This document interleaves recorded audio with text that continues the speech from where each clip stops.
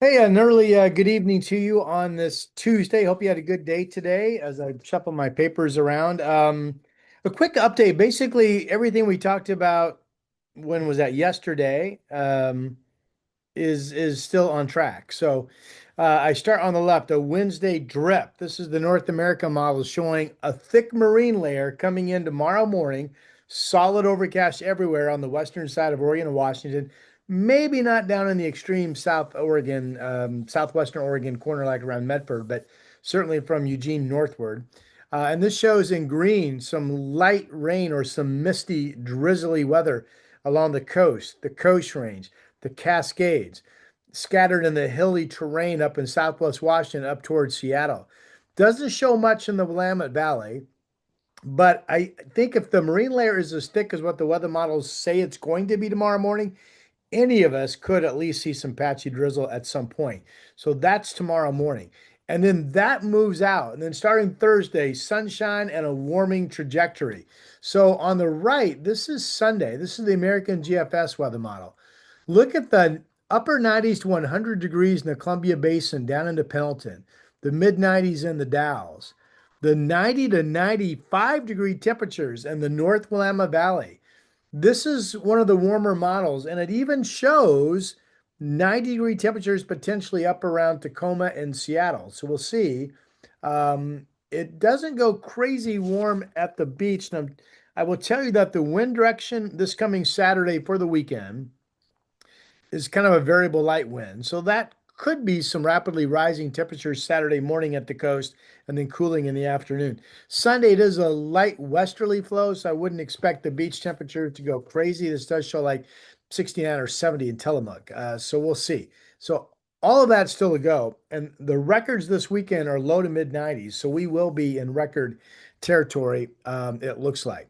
Okay, as always, this is brought to you by the Momentous Wealth Podcast. Listen on Apple Podcasts, listen on Spotify for a variety of topics that you can select from their library of investment topics meant to educate you. Brought to you by the Momentous Wealth Management Team, spearheaded by Todd Pisarcek, the great entrepreneur success story of his own right. I've known Todd going back to the Clark County Fair in 1999, so highly recommend his firm. Again, licensed in Oregon and in Washington. Okay. Let's keep this going here for a second, shall we? Let me see if I can hold on. Let me go back. So I wanted to show you a couple things. So just for fun, let me back up here. Just for fun. Oh boy. Don't you hate it when I get well, we're not going to do anything just for fun.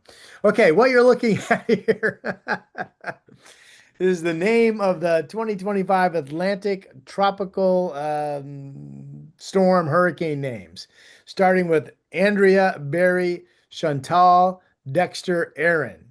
Maybe we go all the way to Wendy. We'll see. These are easily Googleable if you're interested in the trivia of these names by Googling or going to NOAA, what is it? NHC, National Hurricane Center, .noaa.gov, and you'll find all this information quite readily. The Hurricane Center is projecting the following 13 to 19 named storms. That's tropical storms of 39 miles per hour, and then including hurricanes, 74 miles per hour. So they're saying out of 13 to 19 named storms this year, 6 to 10 will be hurricanes, and 3 to 5 of those will be major hurricanes. Now, the so called seasonal averages are basically 13, 6, and 3.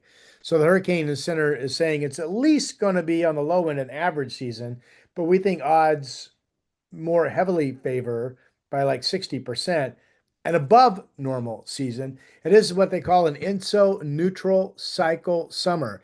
And if you don't know, the INSO cycle, whether we're La Nina, El Nino, neutral, I track that heavily for my winter outlook. It's also tracked heavily by the Hurricane Center because usually El Nino summer, fall seasons um, produce fewer hurricanes. La Nina seasons produced more, and neutral seasons are usually pretty close to normal. Although this year, because of warming water temperatures, they're projecting an above normal season. So we'll see if that comes true. And now I thought you'd find that kind of interesting. Let's move on to our local weather. This is the INSEP, the WRF model, everything in white. This is cloud cover in the morning, 100% solid cloud cover, Western Washington. Solid cloud cover western Oregon. Maybe not completely solid when you get down south of Roseburg. We'll see. This shows some cloudiness spilling over into central Oregon with some low level moisture getting through some of the Cascade gaps. Not sure if that happens, but this is absolutely the weather model saying we have a thick marine push coming in tomorrow morning. And that's the reason for the potential of some misty areas, certainly at the coast, certainly in the mountains, and maybe in the valley tomorrow morning as well. This is high temperatures tomorrow afternoon on Wednesday. Notice this shows mostly 60s from Seattle down into Portland, maybe low 70s down in Eugene and farther southward. Um, it will depend on sunshine. If we don't break out of the clouds, we're only in the 60s. If we're still cloudy at 3 o'clock in the afternoon, I think there's a good chance that we will not hit 70 tomorrow in Portland or Salem. So everything's going to be tied to do we get some afternoon sun that's meaningful or not. Then you get east of the Cascades, for the most part, it's going to be a sunny day. You've got 80s out in the Columbia Basin, you've got 70s out in Eastern Oregon. Really a very nice day. There's 81 all the way out in Ontario. Okay, I do want to touch on the heat coming for the weekend. And this is Friday morning, European model 588 upper level ridge. This has been sitting out in the Pacific, feeding us the northwest breezes that we've had the last few days. I think overall, if we're in a spot that again was quite breezy today, the winds won't be as bad tomorrow. Then by Thursday, I think we enter several days of really not much wind at all. Okay, so Friday is the day that this upper level ridge starts to move inland. You can see it here. And then as we go into the weekend, it completely shifts inland. Here's Saturday, upper level ridge axis right along the coast, but the high itself has now moved inland and encompasses Oregon and Washington. The majority of data suggests that Sunday will be the hottest day of the bunch here in the Pacific Northwest. And here's Sunday afternoon, still ridging right here, the ridge axis all the way up north of Idaho at this point. And then we could still potentially hit 90 on Monday. It looks like Tuesday into Wednesday is when we cool off. Here's Wednesday. Wait a minute. Oh, it backed up on me, didn't it? Hold on. Hold on. Yeah, that was the weekend. This only, yeah, it only goes through Monday. Okay. So here's Monday. You can see the ridge flattens out. Maybe we hit 90, maybe we don't. I certainly have us cooling down on Tuesday into Wednesday of next week. And the weather models, by the way, love still some rain chances a week from this coming weekend.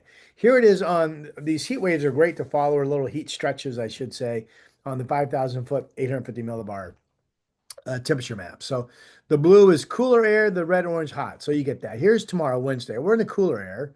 No doubt about that. There's a cooler air on Wednesday. And then we start to warm up on Thursday. But even Thursday, see, now you see we're starting to warm up. But now you're going to see what's clearly the bullseye of hot weather work in on Friday. Look at these dark colors develop. That's Friday afternoon. Potentially, well, Friday afternoon, we're definitely well up into the 80s. I don't think we hit 90, but we're well up into the 80s.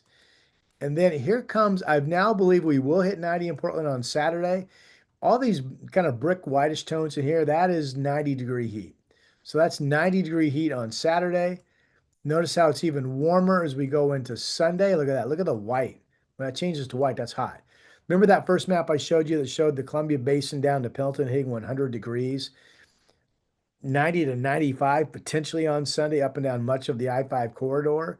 Now the wind flow pattern is light from the west. The overall batch of air is hot and extends well offshore. Here's the Oregon coast, but it will depend on what the surface flow patterns are doing as to whether the coast goes really warm or stays closer to 70 or 75. We'll see. And I think this will allow me to show you the cool DI. Here's Wednesday of next week. See, we're definitely cooler. Um, and then look at the much colder coming in the back half of the week. This is going to go, here's Saturday morning. Here's a week from this Saturday. This is Saturday, June 14th. We talked about this yesterday. Much cooler weather, good chance of rain showers for several days setting up. Still on track for a week from this weekend. So we'll keep you updated on that. All right, let's go around the horn. 79 down in Medford right now. It's going to be a dry forecast. You see Medford is 82, 88, 92, 98 on Saturday, 99 Sunday, 97 Monday. Wow. A little mini heat wave there by any standard, right? Bend, what do you got? All dry. 75. And then we start to heat up. 81, 87 Friday, 92 Saturday, 95 Sunday, 92 Monday. Little mini heat wave there as well. Pendleton, this is going to be hot. Let's just look at the 79 tomorrow, but look at Friday, 90 and then 94, 98, 97. Maybe 100 degrees on Sunday. All right, that's Pendleton. Up in Seattle, 70 tomorrow. They'll have morning clouds and then some afternoon sun, which means Seattle, I think Seattle will be mainly in the 60s tomorrow.